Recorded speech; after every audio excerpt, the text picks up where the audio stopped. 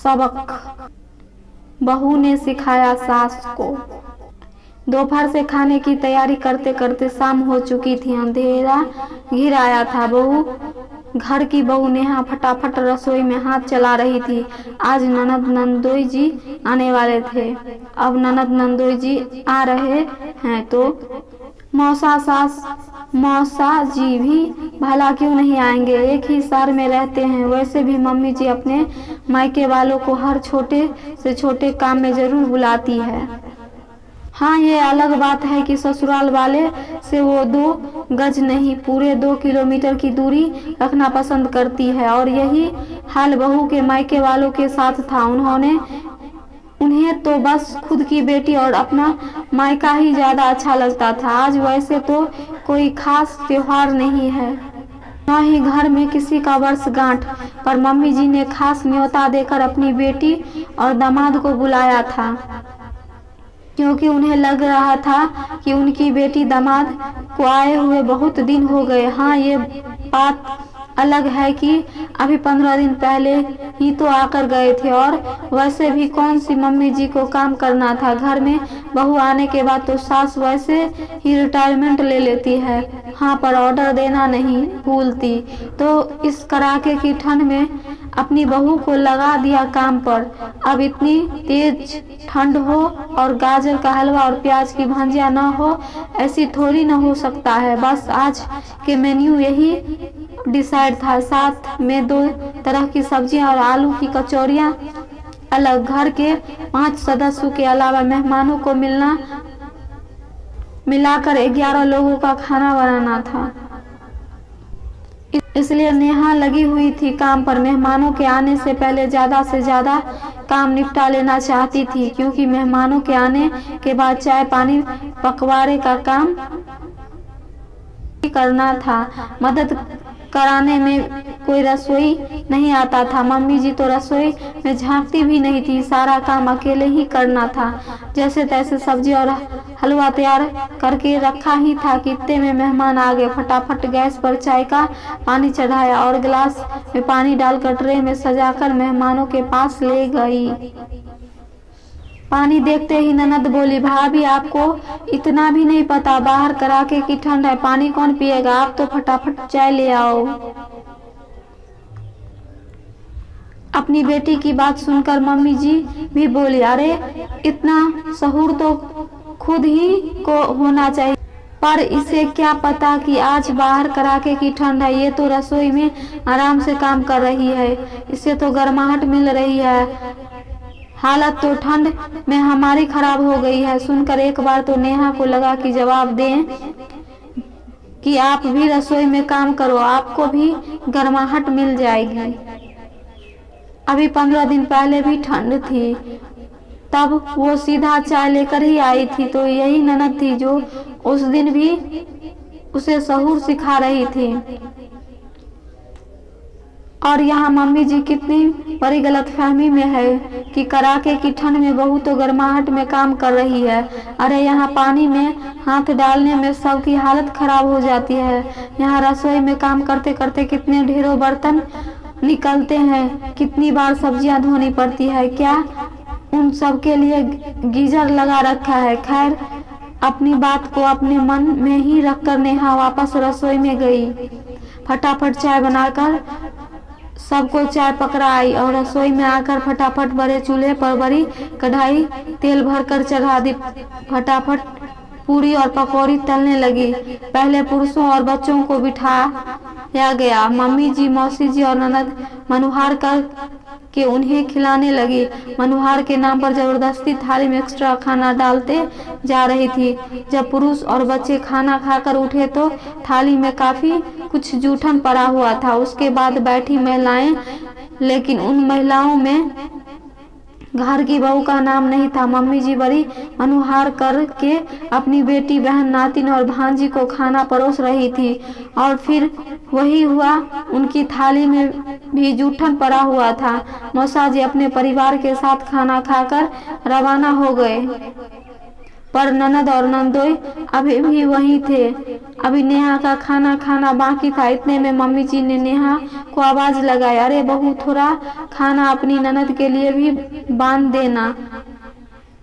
कहाँ सास ससुर और देवर के लिए जाकर खाना बनाएगी।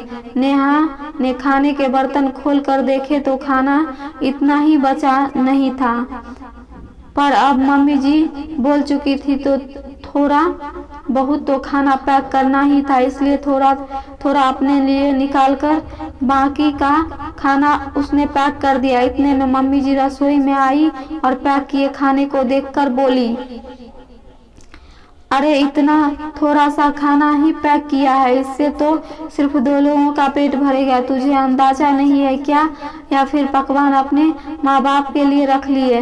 मम्मी जी की बात सुनकर नेहा के आंखों में आंसू आ गए। सिर्फ इतना ही बोली नेहा, नहीं मम्मी जी, खाना इतना ही बचा ही नहीं, खत्म हो गया है। अरे इतने सारे लोगों का खाना बनाया है, खत्म कैसे हो गया? मेरे हाथों से तो कभी खाना खत्म नहीं होता था। इतने में मम्मी जी की नजर उस थाली पर पड़ी जिसमें नेहा ने अपने लिए थोड़ा थोड़ा खाना निकाल कर रखा था। उसे देखते ही मम्मी जी के माथे पर सिलवटें आ गई और नेहा को डांटते हुए बोली, अलग से खाना क्यों निकाल रखा है? मम्मी जी, मैंने अभी तक खाना नहीं खाया है तो मैंने अपने लिए खाना निकाल दिया है और बाकी का पैक कर दिया है। अपने बाप के घर से लाई थी जो खाना निकाल कर अलग रख दिया, सिर्फ अपने पेट की पड़ी है।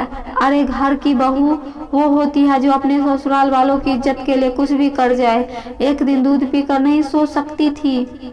चुपचाप से खाना पैक कर दे, मैं बाहर बोल चुकी हूँ। अब तो खाना बेटिया के घर ही जाएगा।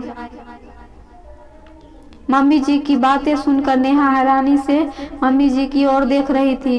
कोई औरत इतनी निष्ठुर कैसे हो सकती है? बेटी ससुराल जाकर खाना ना बनाए, उससे परेशानी न हो, पर बहू की भूख से इन लोगों को कोई लेना देना नहीं था। नेहा देखते ही रह गई और मम्मी जी ने वो थाली भी साफ कर पैक कर दी। जब नेहा पूरी तरह से होश में आती तब तक ननद रानी खाना लेकर जा चुकी थी, पर नेहा उन लोगों में से नहीं थी जो चुपचाप सहन कर जाए।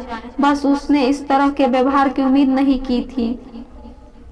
घर के बाकी सदस्य को तो पता भी नहीं था कि खाना खत्म हो चुका है। मम्मी जी तो थकावट का बहाना कर अपने कमरे में जाकर आराम करने लग गई। अभी सब सोने की तैयारी कर ही रहे थे, इतने में डोरबेल बजी। सब हैरान रह गए कि इस समय कौन आया होगा। खुद पापा जी ने जाकर दरवाजा खोला तो सामने एक लड़का खड़ा था। उसने पापा जी से कहा, मैं डिलीवरी बॉय हूँ, आपके घर से खाने का ऑर्डर था। उसकी बात सुनकर पापा जी बोले, अरे तुम्हें कोई गलतफहमी हुई होगा बेटा, हमारे घर से तो कोई ऑर्डर नहीं किया है।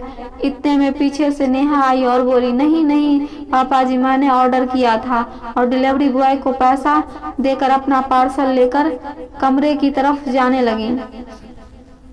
तब तक घर के बाकी सदस्य भी बाहर निकल आए। पापा जी ने नेहा को रोक कर पूछा, बेटा आज तो घर में इतने पकवान बने हैं, फिर भी तुम बाहर से खाना मंगाकर खा रही हो? उनकी बात सुनकर नेहा ने मम्मी जी की तरफ देखते हुए कहा, हाँ पापा जी, पकवान तो बने थे घर पर, घर की बहू के लिए नहीं थे। खाना चाहे मनोहर के नाम पर कूड़े में फेंक दिया गया हो, पर बहू के लिए थोड़ा सा खाना छोड़ना भी किसी ने ठीक नहीं समझा। अपनी इज्जत के नाम पर बहू को दूध पीकर सोने के लिए कहा जा रहा है, पर मैं समझौता करने वालों में से नहीं हूँ। मुझे भूखे पेट नहीं आती और दूध से मेरी भूख नहीं मिटती। रात के 10 बज रहे हैं और दोपहर से इतनी मेहनत करते करते मैं थक गई हूँ, इसलिए अपने लिए खाना ऑर्डर कर लिया।